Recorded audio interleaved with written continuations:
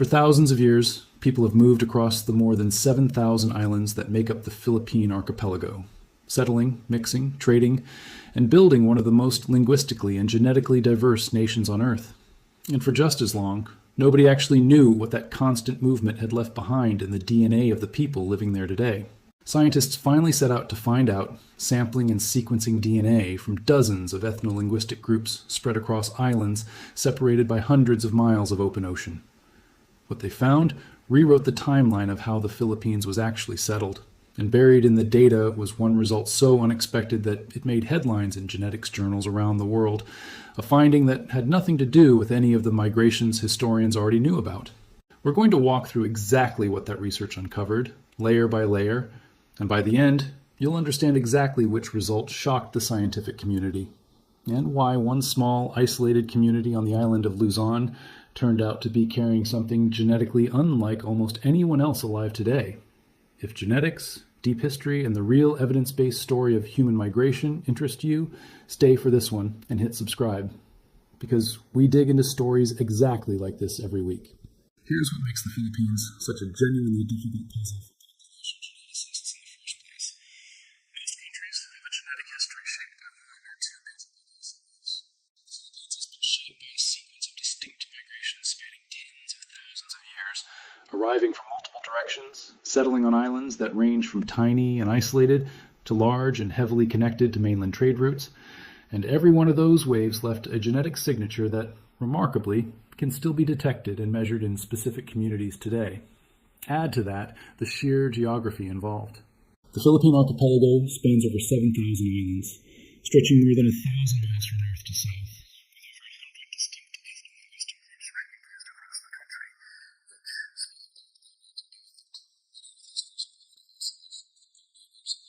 Simply because of the physical difficulty of travel between islands before modern transportation existed. And that kind of geography is exactly the sort of environment that preserves genetic diversity rather than erasing it. Small, semi-isolated populations tend to retain distinctive ancestral signatures for far longer than large, highly interconnected mainland populations do, which is part of why the Philippines has become such a valuable natural laboratory for researchers trying to reconstruct the deep history of human movement through island Southeast Asia and into the wider Pacific. It's worth pausing on just how unusual that level of linguistic diversity really is. A country roughly the size of Italy or the state of Arizona hosting well over 100 distinct languages, several of which are not mutually intelligible, even with their closest neighbors, is a linguistic density found in very few other places on Earth, outside of similarly fragmented island regions like Papua New Guinea or parts of Indonesia. Linguists have long treated that diversity as indirect evidence of a genuinely complex settlement history. What genetic sequencing has now done is turn that indirect linguistic clue into direct, measurable biological evidence, confirming that the Philippines' famous diversity of languages sits on top of an equally deep and equally real diversity in ancestry. To untangle all of that, researchers didn't just take a handful of samples from Manila and call it representative of the whole country. Large-scale studies of Philippine genetic diversity have sampled dozens of distinct ethno-linguistic groups, from Negrito communities in the mountains of Luzon to lowland Christianized populations, to Muslim communities in Mindanao, to isolated groups on smaller islands rarely visited by outside researchers at all, comparing their DNA against each other and against reference populations from across Asia and the Pacific to reconstruct which migrations reached which islands and when. One of the most comprehensive of these efforts, led by researchers including Maximilian Larina, working alongside population geneticists at Uppsala University in Sweden, sequenced and analyzed genome-wide data from well over 100 ethno-linguistic groups across the archipelago, one of the largest and most detailed genetic surveys ever conducted of a single nation's indigenous diversity, and the dataset that ultimately produced the discovery this video is built around. The deepest layer this research uncovered belongs to a group of communities collectively known as Negrito populations, including groups like the Aita, the Agta, and the Ita, spread across scattered mountain and forest communities primarily on the island of Luzon, along with related groups on several other islands. Genetically, Negrito populations carry ancestry that traces back to some of the very earliest modern humans to reach island Southeast Asia tens of thousands of years ago, during a period when much lower sea levels connected many of the islands into a single larger landmass researchers call Sundaland, and when crossing to the remaining more isolated islands, including parts of the Philippines, still required deliberate sea voyages using some of the earliest known maritime technology in human history. These earliest populations carry a genetic signature most closely related to other so-called Negrito and Melanesian populations scattered elsewhere across the region, in the Andaman Islands, in the Bay of Bengal, in parts of Malaysia, and further east into Papua New Guinea and Australia. A widely separated string of communities whose shared deep ancestry is one of the clearest genetic fingerprints left behind by that very first wave of modern humans moving out of Africa and along the southern coast of Asia, tens of thousands of years before agriculture, before pottery, before almost anything in the conventional historical record. That relative isolation is precisely what makes these communities so scientifically valuable today. They function almost like a living archive of the earliest chapter of the archipelago's human history, still readable in their genomes tens of thousands of years later. For a long time, that early layer was assumed to be a relatively simple, singular founding population for the archipelago. Later research has revealed something far more complicated. Evidence that these early Negrito populations weren't one single migration wave, but likely reflect at least 2 or 3 separate early arrivals, arriving at different points over an extended period, each contributing a genetically distinct component that still shows up when comparing different Negrito communities against each other today. Even within this oldest layer of Philippine ancestry, there was already more diversity than a single first settlers narrative could capture. The next major layer arrived far more recently, and it's one of the best documented migrations in Pacific prehistory. Beginning roughly 4,000 to 5,000 years ago, Austronesian-speaking farming populations began expanding out of Taiwan, moving south through the Philippines before continuing on an extraordinary journey that would eventually carry Austronesian languages and ancestry as far west as Madagascar, off the coast of East Africa, and as far east as Easter Island in the middle of the Pacific Ocean, one of the largest single-language family expansions in human history, and the Philippines sat directly on the route where it began. The archaeological evidence for this expansion is genuinely remarkable to trace.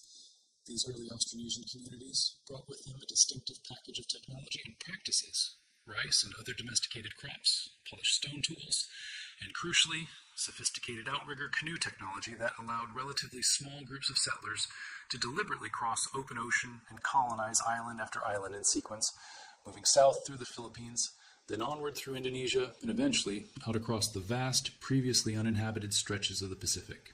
Linguists have been able to reconstruct much of this journey independently, simply by comparing related Austronesian languages spoken today from Taiwan all the way to Hawaii and New Zealand, and the genetic data lines up remarkably closely with what the linguistic family tree had already suggested. This Austronesian expansion didn't erase the older Negrito populations already living across the islands.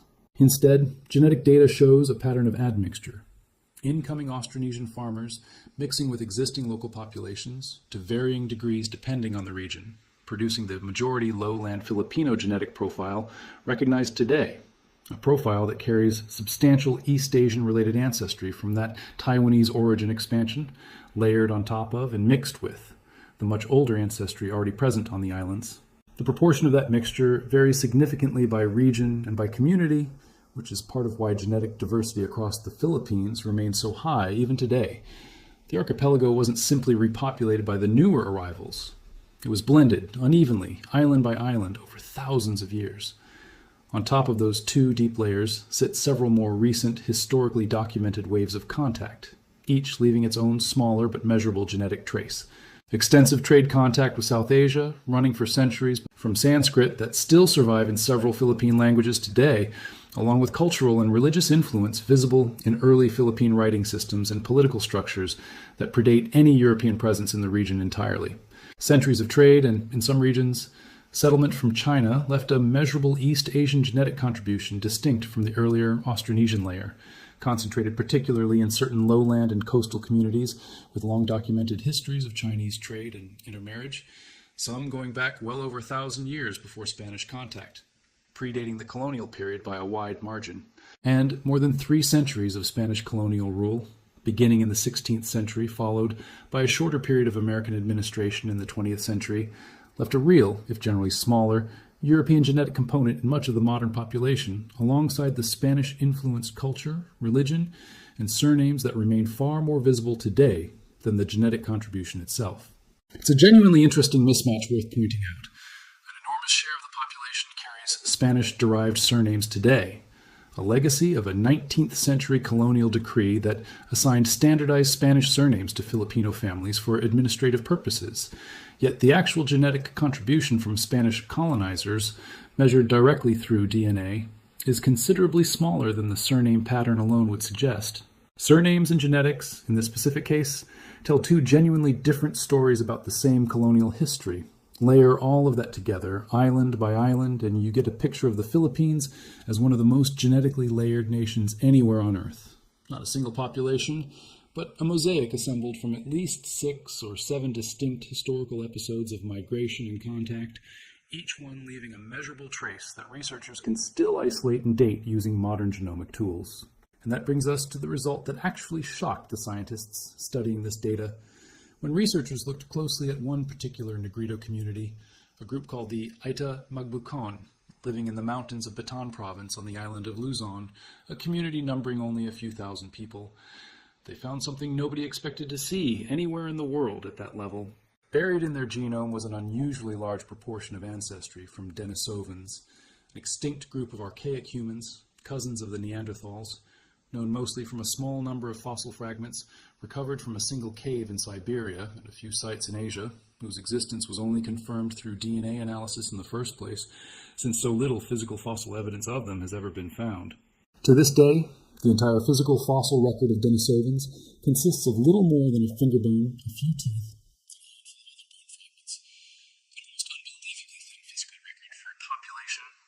clearly once ranged across a wide swath of Asia and interbred with modern humans on more than one occasion.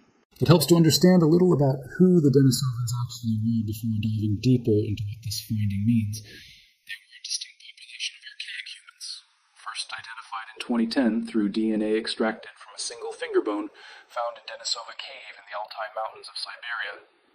A discovery significant enough that it introduced an entirely new branch of the human family tree to science, one that had been completely unknown from the fossil record until genetics revealed it. Denisovans were closely related to Neanderthals, both descending from a common ancestor that had already split from the lineage leading to modern humans hundreds of thousands of years earlier. But Denisovans appear to have ranged across a different geographic area, spreading through parts of Asia, while Neanderthals occupied much of Europe and the Near East, with the two populations occasionally overlapping and even interbreeding with each other in addition to separately interbreeding with modern humans. Most people outside Africa carry some Neanderthal ancestry today, typically around 1 to 2% of their genome, a legacy of interbreeding that happened as early modern humans expanded out of Africa and into Neanderthal territory in the Near East and Europe.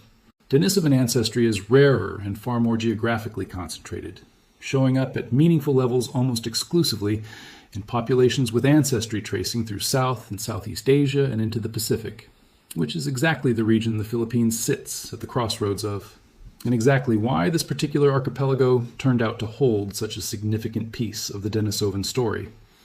Denisovan ancestry had already been known to survive in modern populations, particularly in Papua New Guinea and parts of Melanesia, where indigenous populations carry some of the highest previously documented levels anywhere on Earth, typically estimated at around 4 to 6% of their overall genome.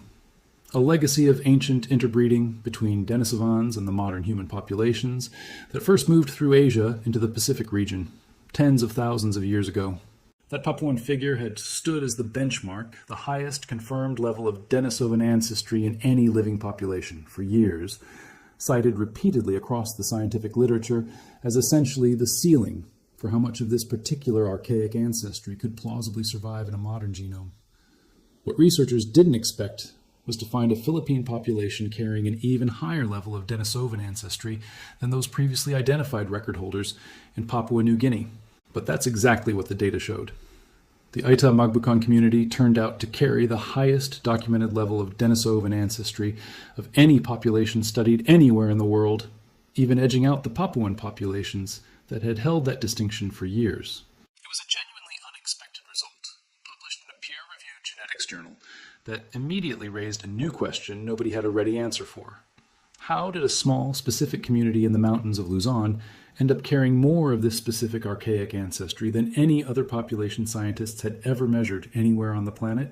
The leading explanation researchers have proposed is that this Philippine result doesn't simply reflect the same single ancient interbreeding event.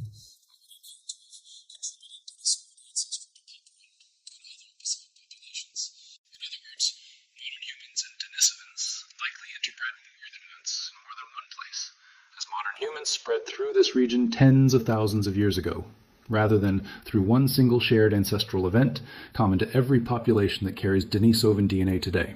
Think about what that actually implies. Denisovans, a population known to science almost entirely through a handful of bone and tooth fragments and the DNA extracted from them, were apparently living and interbreeding with modern humans across a wider stretch of island Southeast Asia and on more than one separate occasion than the existing fossil record had ever suggested was possible. The Aita Magbukan result didn't just set a new record for Denisovan ancestry. It suggested that the actual history of contact between modern humans and Denisovans in this part of the world was more frequent and more geographically spread out than anyone studying the sparse fossil evidence alone could have reconstructed. There's a reason this particular finding required modern DNA sequencing to uncover it all, and couldn't have been guessed from archaeology alone. Denisovans left almost no recognizable skeletal trace across island Southeast Asia. No cave site in the Philippines has ever produced a confirmed Denisovan fossil, and the region as a whole has produced remarkably little direct archaic human fossil evidence of any kind compared to sites in Europe or mainland Asia. The only reason scientists know Denisovans were ever connected to this specific region at all is that their DNA survived, diluted but still measurably present, inside a living population thousands of generations later. The fossil record went cold, the genome didn't. There's also a practical detail behind how researchers even managed to isolate an ancient archaic signal like this one inside a modern genome. And it's worth understanding, because it's what makes the finding credible rather than speculative. Scientists compare specific segments of a living person's DNA against the sequenced Denisovan reference genome, recovered from that finger bone found in Siberia, looking for unusually long, unusually well-matched stretches that are far more likely to reflect actual inherited ancestry than random coincidence. The length and pattern of those matching segments can even help estimate roughly how long ago the interbreeding event happened. Longer, less broken-up segments generally point to a more recent event, while shorter, more fragmented segments, worn down by many generations of genetic recombination, point to something further in the past. It's the same fundamental logic used to detect recent versus distant human relatives in a consumer ancestry test, just to adhere to a relationship spanning tens of thousands of years and a different branch of the human family tree entirely. It's worth being precise about what this discovery does and doesn't tell us, because good science stays careful about its own limits. An elevated proportion of Denisovan ancestry in one specific community doesn't mean the Aita Magbukan are somehow more primitive or less modern than any other human. Today, every detail of that framing would be a serious misunderstanding of what ancient admixture actually represents.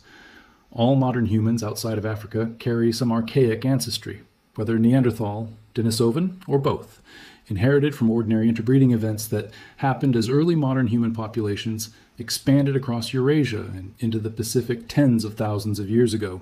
The Aita Magbukan simply carry a larger proportion of one specific archaic component than any other population measured so far, a difference in degree reflecting a distinct piece of their specific migration history, not a difference in what kind of humans they are today. It's also worth noting that this finding continues to be refined as more populations across the region get sampled.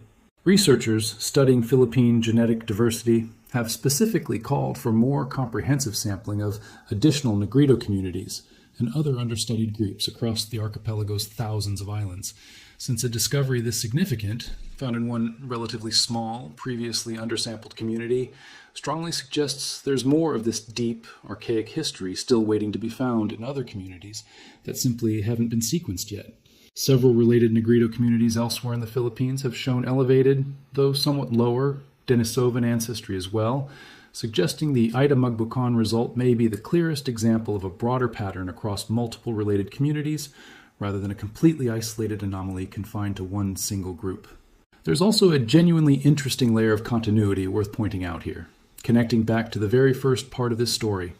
the same relative isolation that allowed these Negrito communities to preserve such a distinctive, deep ancestral signature from the earliest wave of modern human settlement in the region is very likely the same factor that allowed this unusually high Denisovan signal to survive largely undiluted as well, generation after generation, while it was gradually diluted down to far lower levels in most other populations across Asia and the Pacific through thousands of years of subsequent mixing with newly arriving groups.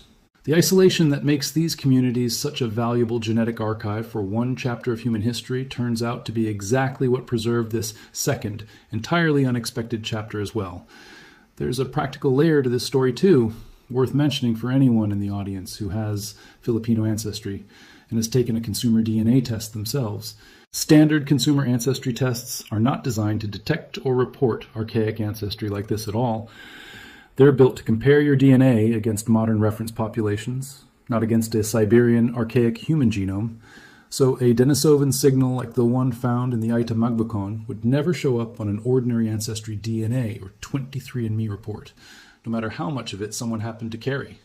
Finding it requires the kind of specialized academic sequencing and archaic genome comparison used in the research behind this video, which is part of why a discovery this significant could sit undetected for so long, hiding in plain sight inside a community's DNA, until a dedicated research team finally went looking with the right tools.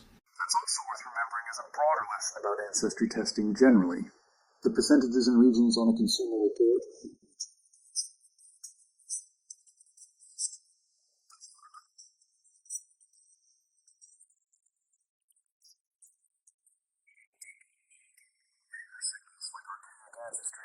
live at a level most consumer tools simply aren't built to look for, which means there's very likely more genuine history sitting inside all of our DNA from every population than any of us currently has the tools to fully read. Put the whole picture together, and the Philippines turns out to be far more than a single uniform Filipino DNA story. It's a genuine record of tens of thousands of years of layered migration, an ancient Negrito founding population itself made up of more than one early wave. A massive Austronesian farming expansion that would eventually help populate half the Pacific Ocean, centuries of trade contact with South Asia and China, and 300 years of Spanish and American colonial contact, all stacked on top of each other, unevenly, island by island, with one small mountain community in Luzon quietly holding on to a genetic connection to an extinct human relative more strongly than any other population scientists have found anywhere else on Earth. That's the real story sitting underneath a country that most outside observers, and honestly plenty of Filipinos themselves, have only ever thought of as a single national identity. The genetics tell a far richer, far more layered story. One written across tens of thousands of years, 7,000 islands, and at least one encounter with an extinct branch of the human family tree that left its clearest surviving trace not in a museum display case, but in the living genome of a community still calling those Luzon mountains home today. It's also a reminder of something worth sitting with more broadly. The Aita Magbukon are not a large or widely known population. Outside of specialist genetic circles, most people, including most Filipinos, had likely never heard of this specific community before this discovery made headlines. And yet, this one small group, numbering only a few thousand people, turned out to be sitting on a piece of deep human history more significant than what's been found in populations numbering in the millions. That's a pattern worth remembering the next time a small or isolated community gets mentioned in passing in a documentary or a history class.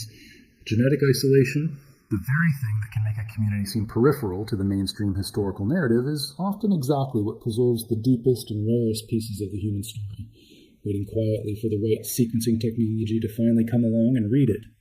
He also reframes what a phrase like 3,000 islands really means once you follow the genetics all the way down. It isn't just a description of geography.